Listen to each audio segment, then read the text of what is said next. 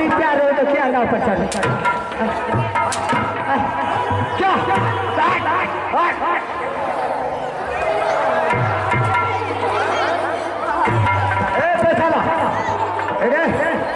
पैसा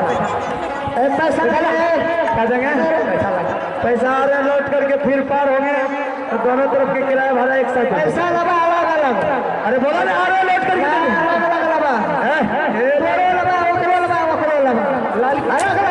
अरे सबका हिस्सा हम देंगे हम देंगे सबका अरे लौट कर सबका हिस्सा हम देंगे उन दोनों का भी पैसा हम ही देंगे हम मालिक हमने देंगे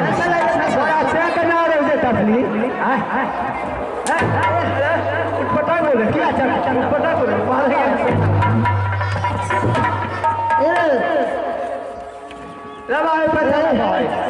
आइए आप हमारे माननीय दुलारचंद मुखिया बाबू आप हैं दुलारचंद मुखिया बाबू उनके तरफ से शानदार 51 रुपये व्यवस्था मिले हैं मैं पार्टी की तरफ से बहुत जय भारत पैसा था हमें अरे दानिक नानिक ना दुआ अच्छे पैसा क्या दे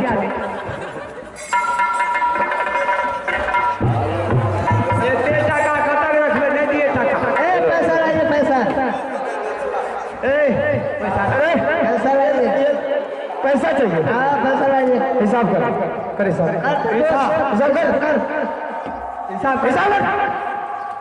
हिसाब कर दो 15 का 15 15 60 20 का 20 में से 21 सेकंड बचले 9 0 का 0 हम पूरा हीरो आऊ का आऊ हम तोर बाऊ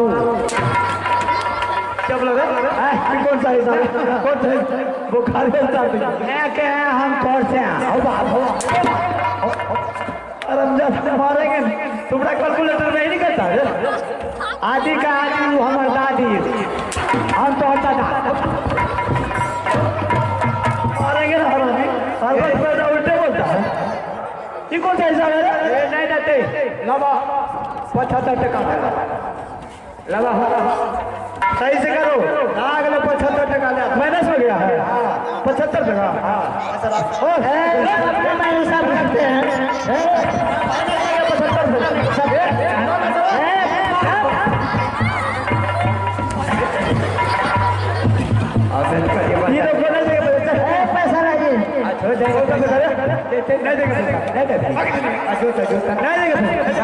पैसा इसका मतलब है कि सो लफुआ लफुआ अच्छी है तो ला के बोल दो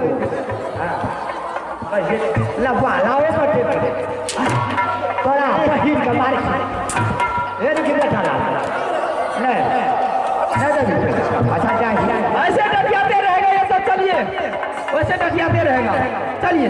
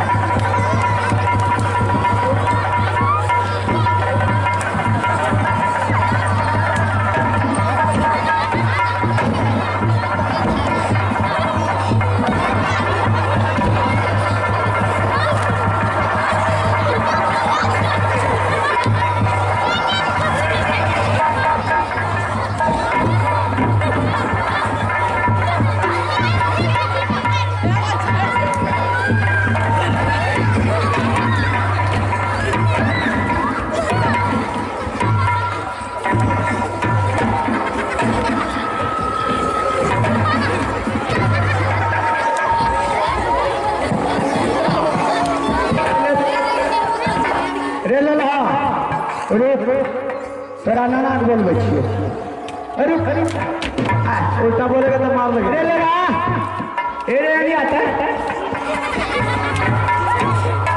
ए हरम दादी मारे मारे 20 के आदमी हरम दादी दीदी क्या क्या बात है?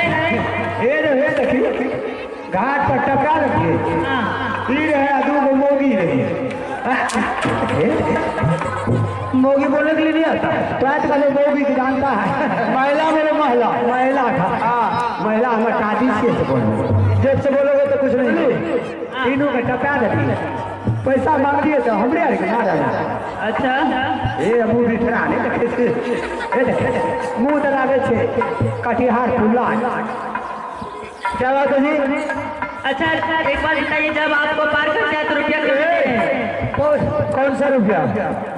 कौन सा रुपया? पार करने का रुपया। पार करने के लिए बोलो हिसाब करने के लिए हिसाब बोलो 75 रुपया इन लोगों पर माइनस है।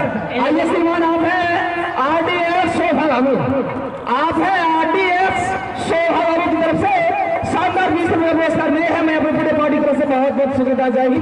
जय भारत। इसलिए इन लोगों पर 75 रुपया माइनस में गया है, इसलिए पैसा नहीं देंगे। इन सबको हिसाब करने के लिए नहीं आता है, इसलिए गलत हिसाब किया है। 1 भी रुपया नहीं दिया है, माइनस पैसा है। और मैं एक देर का लिया अगर पैसा नहीं दिए तो गैर दिया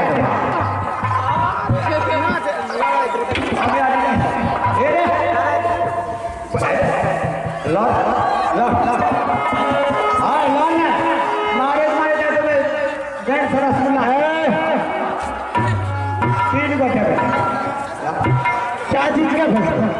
पैसा नहीं देंगे, इसी चीज का फैसला। पैसा दुनिया में कोई ताकत ऐसा माँ के लाल पीर पैदा नहीं है कि मेरे जेब में से कोई फूटी कोई निकाल। और आज तक कोई माई का लाल पैदा नहीं लिया हुआ है कि बगैर पैसा दिए हुए यहाँ से चला जाएगा।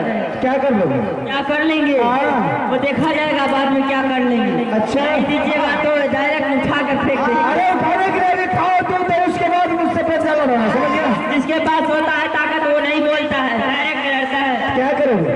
नहीं देंगे, नहीं देंगे, बोलो ना नहीं देंगे पैसा। नहीं देंगे, फैसला करो। बिल्कुल नहीं देंगे, नहीं देंगे। नहीं देता है। थोड़ा बता रहा कहूँ यार भाग पैसा ना है सब कुछ खोल दिए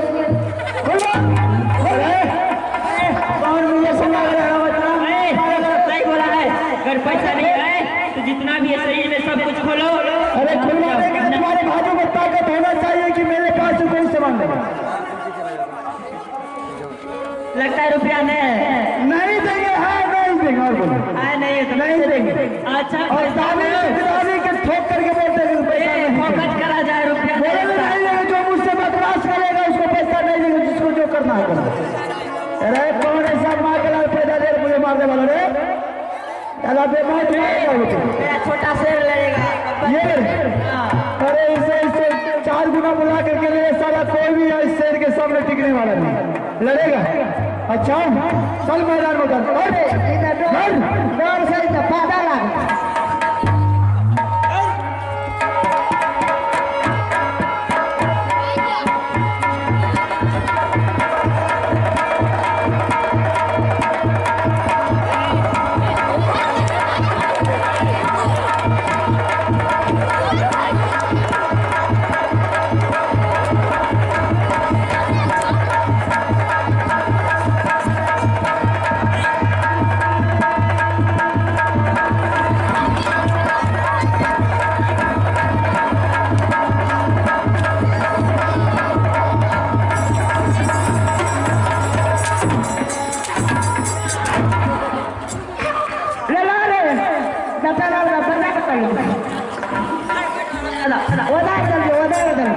अब हम देखते हैं।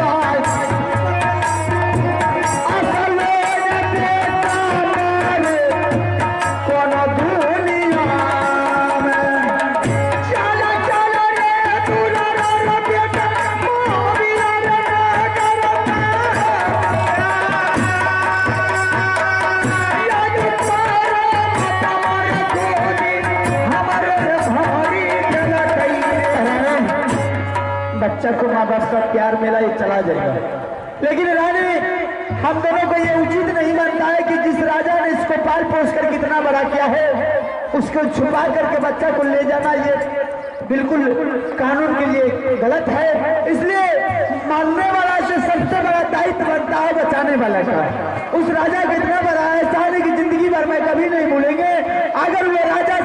मांग करके इस बच्चा को ले जाएंगे। अगर वो राजा दे देंगे प्यार से तो ठीक है, अगर नहीं देंगे तो बेटा को उन्हीं के ऊपर छोड़ देंगे, क्योंकि अब तो मुझे सबर हो गया कि मेरा बेटा इस दुनिया में जिंदा है।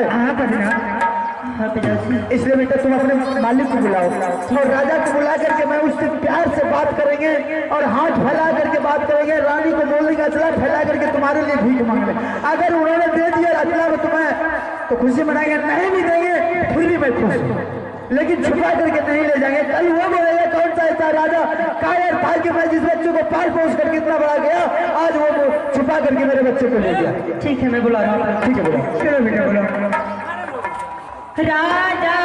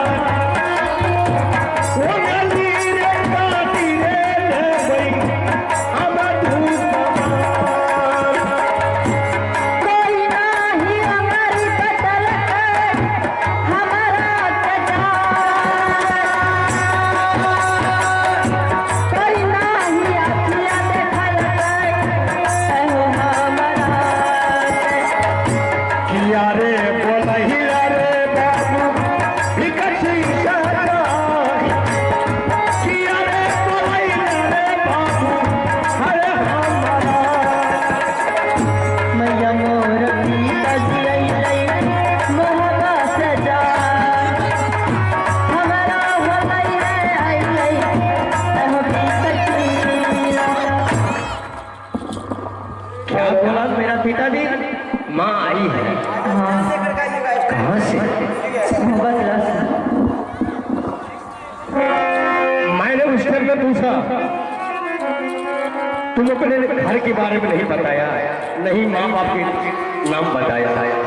अगर मैं उस वक्त बोल देते तो शायद आप हमें नहीं रखते, इसलिए मजबूरी में झूठ बोलना पड़ा।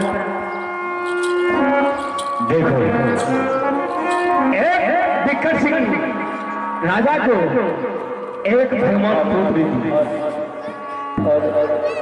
अगर पुत्र देता बहुत अच्छा की बात, इसीलिए मैंने तुमको रख लिया बेटा समझ के। मैंने तुमको रोकर समझ के नहीं रखा। तुम्हारा विचार क्या है? काला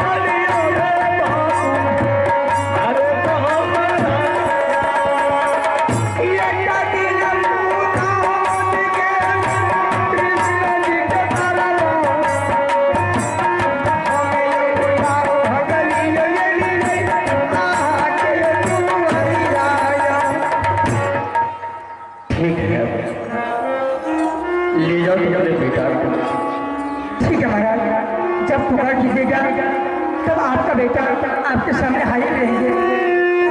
आज अपने अपने बाल बच्चे को पूछते हैं, बहुत कठिन से, बहुत मुसीबत से एक समय आते हैं तो किसी पर हाथ पकड़ा देते हैं। क्या उसके भी धैर्य वर्ग नहीं करते, बांध के रहेंगे। महाराज आप धैर्य बांध के रहिए, आप जब पुकार कीजिएगा तब आपके लिए बेटा समर्थ हाजिर रहेंगे। महाराज जब भी किसी चीज की जरूरत पड़ेगी आपको, मैं हमेशा हाजिर होऊंगा। ठीक है, जाओ। ये अगर कोई इसका छतरी तुम्हारे महाराज पर चाहे किया, फौरन मुझे खबर कर। ये हमारे कोई इसका छतरी हमारे विकट घर में चढ़ाई करेगा, बाबू तुमको फौरन खबर करेगा। आप एक पर पत्र लिख करके भेजेगा, उसके तत्पश्चात तुरंत मैं हाजिर हो जाऊंगा। ठीक है, जाओ।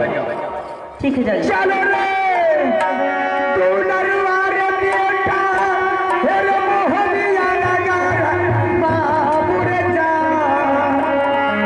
हेर तोर बैरे गुमान रे बेटा रे पर की हमरे गोती